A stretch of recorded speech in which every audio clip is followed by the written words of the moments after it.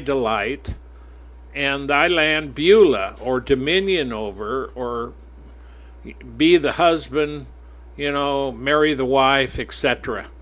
And so you are the one that God rejoices in. And have you ever thought about God rejoicing over you? Think about it. Rejoicing. When we go to church, sometimes you can get excited and singing, "There's joy, joy, joy, joy down in my heart." You remember that one? And but this literally means, it's over. God has forgiven him. He's going to bring him back. And your land is not going to be desolate. Now, if you look at the land of Israel today, when they came into the land, they restored a lot of that, and that's part of the blessing of the Lord. And if you look at also the science of Israel, their scientists, the Jewish scientists of all kinds, they're behind in no nation as far as sciences. They're behind no nation as far as their military or anything else. By far, Israel today, it's for a small nation. And man, look at the past scientists that were Jews. So make no mistake, there is a blessing on the Jewish people. Even those who don't, go back into the land. There's a blessing on them just because they're Jews. But there's also another blessing when they begin to take seriously and follow what the Lord wants them to do. So at any rate, verse 4 talks about that. Now, I like the word Beulah, and we've got a little city in our state called Beulah. It's out in the middle. Well, it's really kind of out in the middle of nowhere, but not really a city. No, well, it's a little town. But it's in a beautiful area, and near the Black Hills, near some of the other stuff. It's just in a beautiful corner. And so, in Romans 9:22-29, and this has to do with promises from the New Testament. So Romans 9, Paul is talking to the Romans. And, of course, over in Rome, there was a lot of Jews in that group. What if God, willing to show his wrath and to make his power known, endured with much long suffering the vessels of wrath fitted to destruction?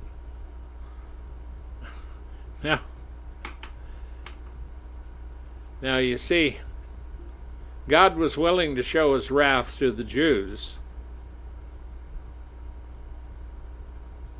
when they wouldn't do what he told them to do. And the vessels of wrath, if we look at the Jews, they were fitted to destruction when they went into captivity, but God wasn't going to destroy them all. There was going to be a remnant. And that he might make known the riches of his glory on the vessels of mercy, which he afore prepared unto glory. And see, this is even on the Gentiles. It's not just Jews, but it's Gentiles. God endured with much long suffering the sinfulness of man. And it's because of the atonement of Yeshua that we can all be accepted now. And he prepared the vessels of mercy for glory, but they wound up in judgment. So he's the one that's long suffering that prepared this for a long time. So verse 24, even us whom he has called. And Paul's saying, even us whom he has called, not of the Jews only. Paul was a Jew, but also of the Gentiles. So in this little thing that he's talking about, we find that Paul is directly talking about Jews and Gentiles. And you get in Romans 9, then there's 11, there's even more discussion on the Jews and the Gentiles. As he says in Hosea, I will call them my people, which were not my people, and are beloved, which was not beloved. Now, you see, the Jews, even though they got in trouble, they were the people of God. They were picked out from the beginning to be destined for glory and promises because of Abraham. But you can even find the Abrahamic blessings on the Gentiles through faith. Paul even talks about that. So there's a lot of things that correspond here. And so I can tell you, you can look at this and you can explain it any way you want to, but I'll call them my people, which were not my people. And see, the Gentiles were not God's people. The Jews were. The Gentiles have been grafted in. And the Jews got judged because of their sinfulness and not listening. Verse 26, and it shall come to pass that in the place where it was said unto them, you are not my people, there shall they be called the children of the living God. Isaiah also cries concerning Israel, though a number of the children of Israel be as the sand of the sea, a remnant shall be saved. For he will finish the work and cut it short in righteousness, because the short work will the Lord make upon the earth. And as Isaiah said before, except the Lord of Sabaoth had left us a seed, we had been as Sodom and been made like unto Gomorrah. And that's speaking exactly of Israel.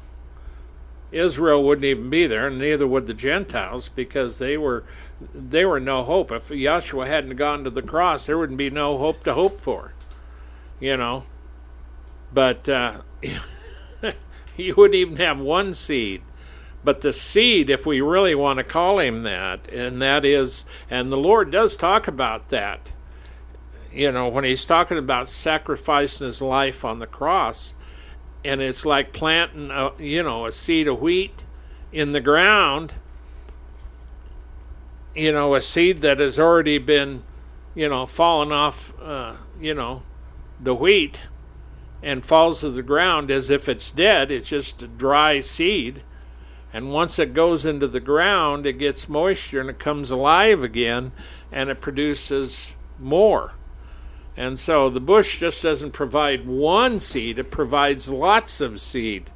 So the Lord compared himself going into the, dying on the cross, shedding of blood, and providing the atonement to that exactly, that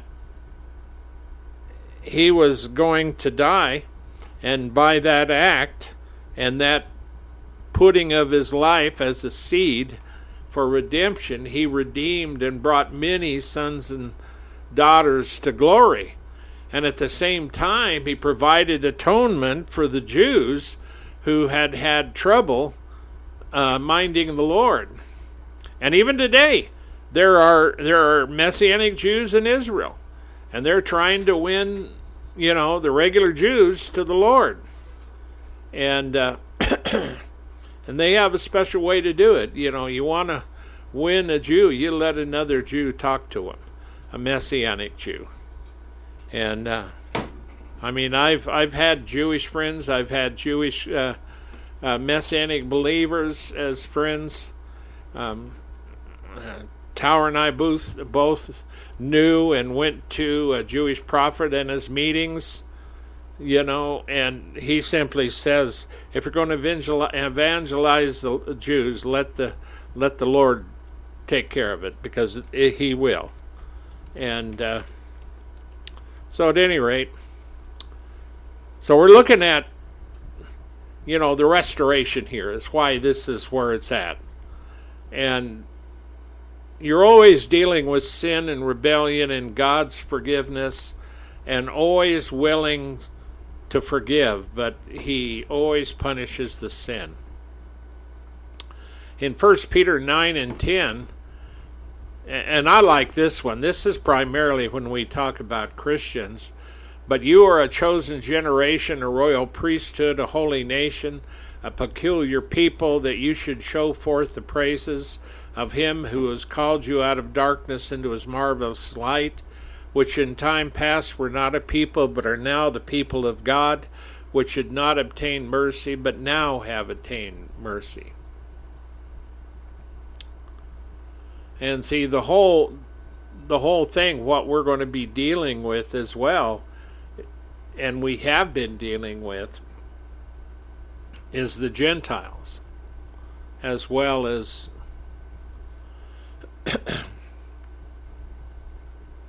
the Jews. In Zephaniah 6, chapter 3, 16 and 17, in that day it shall be said to Jerusalem, fear thou not, and to Zion, let not thy hands be slack. The Lord thy God in the midst of thee is mighty, and he will save. He will rejoice over thee with joy, and he will rest in his love. He will rejoice over thee with singing. And, this is in that day. There is coming a day for Jerusalem to really sing. There's coming a day when it'll all be over. There's coming a day when Israel and Zion will be fulfilled, when the Jews will be done with the redemption. They will be, there'll be Jew, Gentile, male, female. There is coming that day. But it's also that day that the warfare for Jerusalem will be done. See, we're still in the warfare for Jerusalem.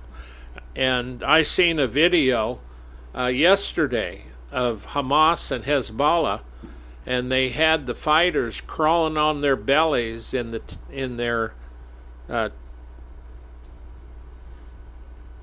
Muslim temples there as an act of contrition, so that they can fight Israel and win Jerusalem. Yeah. They were doing that yesterday on film. And of course that means they did it earlier. But see, they're not trying, to do anything with Israel and Jerusalem other than get rid of them. The enemies of the Jews want to kill them, want to destroy them, want to remove them from this earth. Now make no frickin' mistake about that. And that's the exact same thing that is going on with Christians today globally when they begin persecuting Christians in many areas that we've been covering for a long time. The devil wants to remove both Jew, both Gentile, because both of them are tied up in the redemption of Yeshua and God's promises. Make no mistake about it. There's no halfway with these people. And if they, in America, because of Joe Biden's lackluster, stupid, ignorant, moronic policies, we have got a ton of people in here that we have no idea who they are, and I can guarantee you there will be a lot of people here that don't like us. And what are they going to do? They're going to plot to take over America. That's what they do. They plot to destroy Israel. And America, you're not going to just stand on your own and act like a bunch of dummies.